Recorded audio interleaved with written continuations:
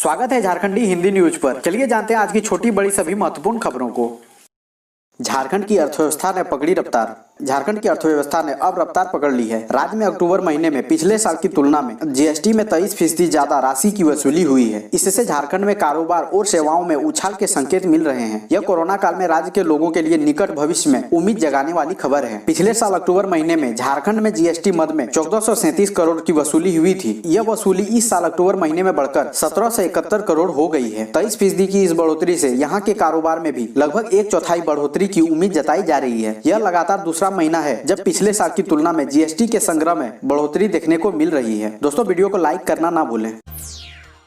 RIMS में घटी संक्रमित मरीजों की संख्या, 2 वार्ड व कई बेड खाली। कोरोना का कहर धीरे धीरे कम होता जा रहा है, लेकिन यह कब तक कम रहेगा यह कहा नहीं जा सकता। विशेषज्ञ चिकित्सकों के अनुसार नवंबर के अंत और दिसंबर में एक बार फिर संक्रमण तेजी से बढ़ सकता है। इधर कुछ दिनों से मामले कम आने के साथ लोगों ने लापरवाही बरतनी शुरू कर दी है। यह घातक साबित हो सकता है। हालांकि फिलहाल कोरोना संक्रमितों की संख्या, अस्पतालों में दूसरे वार्ड में बेड की संख्या बढ़ गई है। पहले जिले में एक दिन में 400 से अधिक मामले मिलते थे, जो अब घटकर 100 से भी कम हो गया है। इसके साथ ही विभिन्न निजी व सरकारी अस्पतालों में गंभीर मरीजों की संख्या भी कम गई है। जहाँ रिम्स के कोविड आईसीयू में एक भी बेड मरीजों को नहीं मिल पाता था, वर्तमान में कई कोविड आईसीयू में बेड खाली हैं।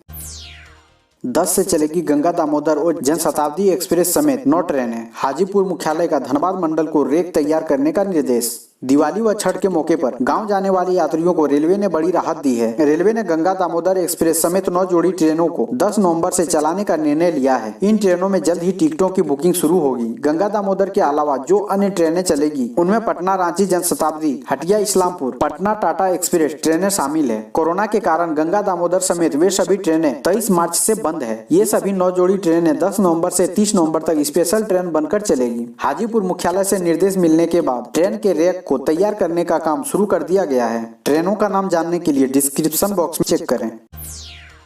दीपावली और छठ पर रेलवे ने दी बिहार झारखंड को सौगात। टाटानगर छपरा के बीच कल से दौड़ेगी फेस्टिवल स्पेशल ट्रेन। दीपावली एवं छठ के दौरान यात्रियों की सुविधा के लिए आसनसोल, झाझा, किऊल, बरौनी, समस्तीपुर, मुजफ्फरपुर, हाजीपुर के रास्ते टाटा और छपरा के बीच गाड़ी संख्या 08181, 08182 टाटा छपरा टाटा फेस्टिवल स्पेशल का परिचालन किया जाएगा। इन ट्रेनों में सभी कोच आरक्षित श्रेणी के होंगे तथा इसमें यात्रा करने वाले यात्रियों को कोविड-19 के मानकों का पालन करना होगा। यह special train Tata Chhapra Tata express के समय सारणी के अनुसार परिचालित की जाएगी। पॉलिटेक्निक में दाखिले के लिए 14 को जारी होगी मेधा सूची। मैट्रिक के प्राप्तांक पर नामांकन।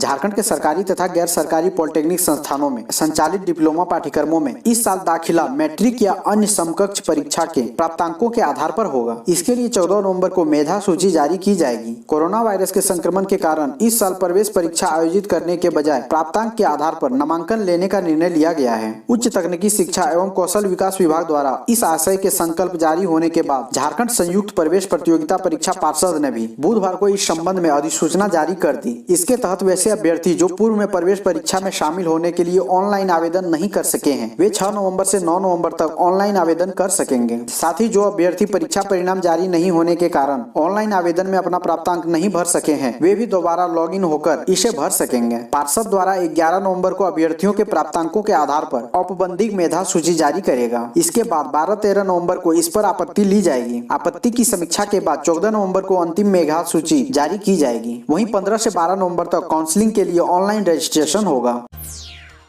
दिवाली के लिए झूमर झालर बनाकर चाइनीज सामान को चुनौती दे रही बोकारो की लड़कियां। धनबाद में हुनरमंदों की कमी नहीं है, ऐसे ही हुनरमंदों की टोली रहती है बोकारो शहर की झोपड़पट्टी में। यहाँ की किशोरियां झूमर झालर व अन्य सजावटी सामान बनाकर चाइनीज सामग्री को चुनौती दे रही है। हाल के दिनों में इसकी मांग बढ़ी है। ये शौक से घर में ही काम करती है और पढ़ाई का खर्च निकालती है। वहीं इस झोपड़पट्टी की महिलाएं मिठाई व अचार बनाकर आर्थिक रूप से सबल बन रही है। अब घर बैठे समूह की हर महिला व किशोरी 2 से 4 हजार रुपए प्रति माह कमा रही है। इसकी पहल बोकारो की समाज सेवी सह शिक्षिका साध्वी झा ने की है।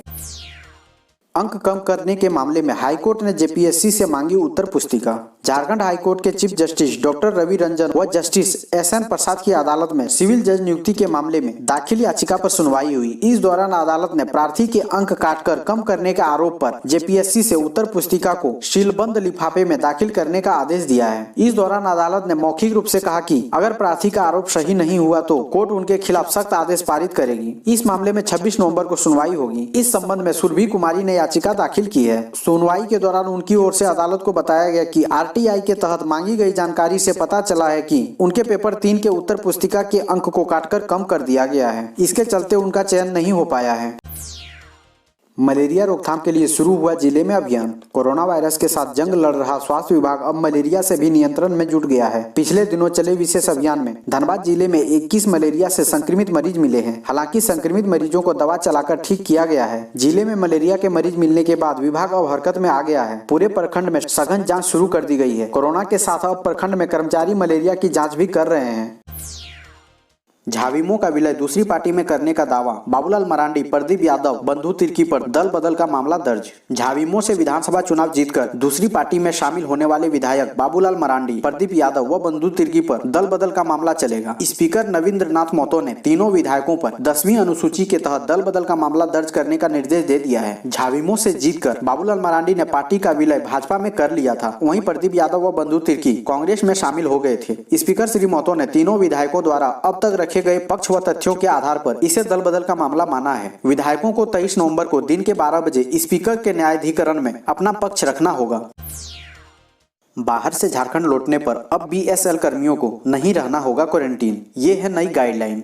झारखंड की हेमंत सोरेन सरकार की ओर से अंतर्राज्यीय यात्रा के मामलों में क्वारंटीन के नियमों में किए गए परिवर्तन के आलोक में बीएसएल में भी कोरोना से संबंधित संशोधित गाइडलाइन जारी की गई है। 2 नवंबर से प्रभावित संशोधित गाइडलाइन के मुताबिक यदि कोई बीएसएल कर्मी स्वयं या उनके घर में उनके परिवार के सदस्य रिश्तेदार दूसरे राज्यों से आए तो या वापस लौटने हो और उनमें कोरोना के कोई लक्षण ना हो तो वे सीधे अपनी ड्यूटी पर आ सकते हैं। ऐसे कर्मचारियों को अब क्वारंटीन में रहने की आवश्यकता नहीं होगी। हालांकि इस दौरान उन्हें एहतियात के तौर पर 14 दिनों तक स्वयं अपनी मॉनिटरिंग करनी होगी।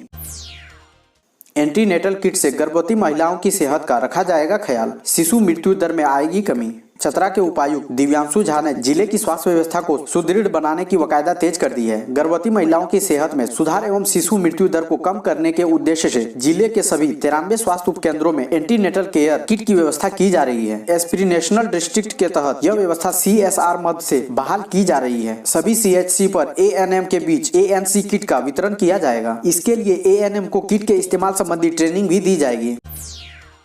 साल भर से नहीं मिल रहा आवंटन, गौशालाओं की स्थिति दयनीय।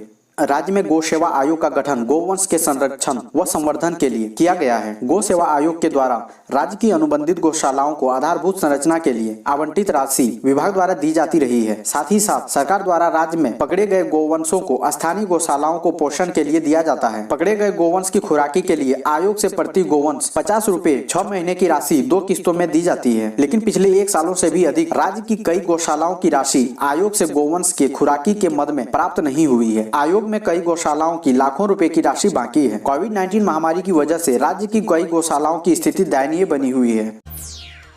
नकाबपोश अपराधियों ने बिहार के 3 ट्रक चालक से 40,000 रुपए लूटे। सुतली बम से 1 घायल। झारखंड के पाकुड़ जिले में महारू स्थित बाबू शेख क्रशर प्लांट के समीप फील्ड में खड़े वाहन चालकों से नकाबपोश अज्ञात अपराधियों ने हथियार के बल पर लूटपाट की। घटना मंगलवार रात 9:30 बजे की है। अपराधियों ने न केवल ट्रक ड्राइवर से हजारों रुपए के साथ मोबाइल की लूटपाट की बल्कि सुतली बम से हमला भी कर दिया, जिसमें एक ट्रक चालक गंभीर रूप से घायल हो गया, जिसे प्राथमिक इलाज के बाद उसे रेफर कर दिया गया है, जहाँ उसकी स्थिति नाजुक बताई जा रही है। वहीं घटना में 3 चालक व खलासी को भी चोटें आई हैं। घटना के बाद से ही इलाके में दहशत का माहौल है।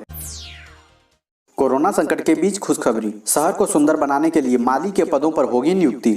जमशेदपुर शहरी क्षेत्र को स्वच्छ एवं सुंदर बनाने की वकायदा की जा रही है। इसके लिए माली के पदों पर युवाओं को नियुक्त किया जाएगा। पूर्वी सिंहभूम जिले में 15 युवाओं को माली का प्रशिक्षण दिया जाएगा। झारखंड की हेमंत सोरेन सरकार की इस पहल से न सिर्फ शहर स्वच्छ और सुंदर दिखेंगे बल्कि युवा हुनरमंद बनेंगे और उन्हें रोजगार भी मिलेगा। झारखंड की हेमंत सोरेन सरकार युवाओं को माली के रूप में नियुक्त करेगी। कोरोना संकट के बीच युवाओं के लिए अच्छी खबर है।